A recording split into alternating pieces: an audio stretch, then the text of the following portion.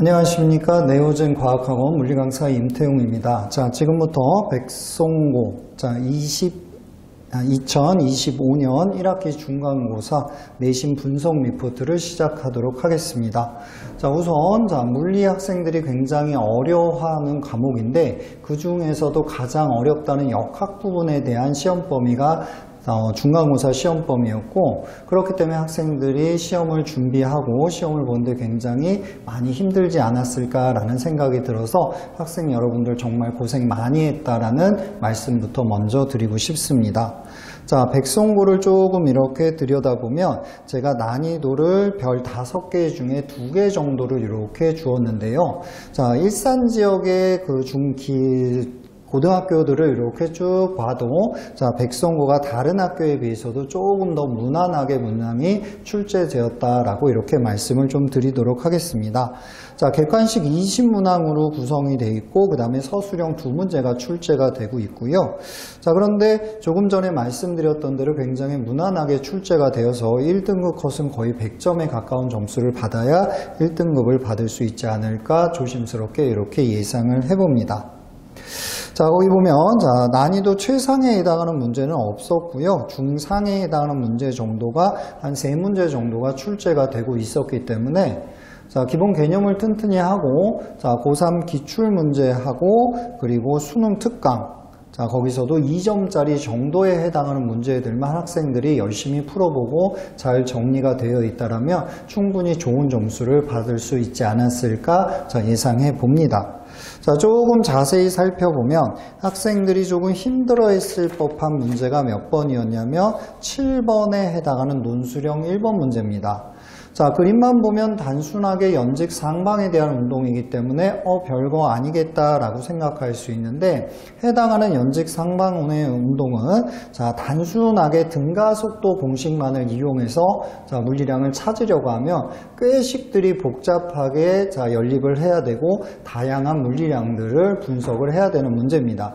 하지만 센스 있게 옆에다가 VT 그래프를 그려가면서 해당하는 물리량들을 찾았다라면 훨씬 더 수월하게 문항을 풀 수 있지 않았을까, 이런 생각이 드는 문항입니다.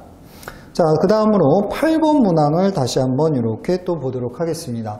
자, 8번 문항은 경사면에서 두 물체가 운동을 하고 충돌에 대한 문제입니다.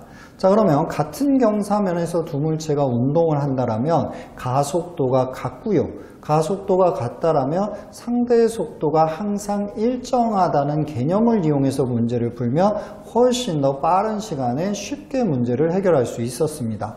자, 또한 충돌 시간 같은 경우는 두 물체 사이 간격을 상대의 속도의 크기로 나눠주면 더 빠르게 물리량을 찾을 수 있었습니다. 해당하는 비슷한 유형의 문제들은 우리 중간고사 대비 때도 거의 10문제 이상을 풀어보면서 학생들과 함께 준비했던 문항이 아닐까라는 생각을 이렇게 해봅니다. 자, 그리고 나서 14번 문항도 잠깐 보도록 하겠습니다. 해당 문제도 수능 기출, 고3 기출 문제를 변형을 시킨 문제였는데 사실 문제 자체는 크게 어렵지 않았습니다. 자, 한 덩어리 물체 3물체를 하나로 보면서 등가속도, 운동 방정식을 세워서 가속도를 구하고 각각의 물체에 대해서 다시 운동 방정식을 세워서 물리량들을 찾아내는 문제였습니다. 하지만 학생들이 물체에 작용하는 힘들을 정확하게 표현한 연습, 작용 반작용에 해당하는 힘까지 정확하게 표현하는 연습들을 안 한 학생들이라면 생각보다 실수를 굉장히 많이 했을 거라고 예상이 되는 문제입니다. 해당하는 문제는 제 교재, 기본 교재 연습 문제로도 수록되어 있던 문제였습니다.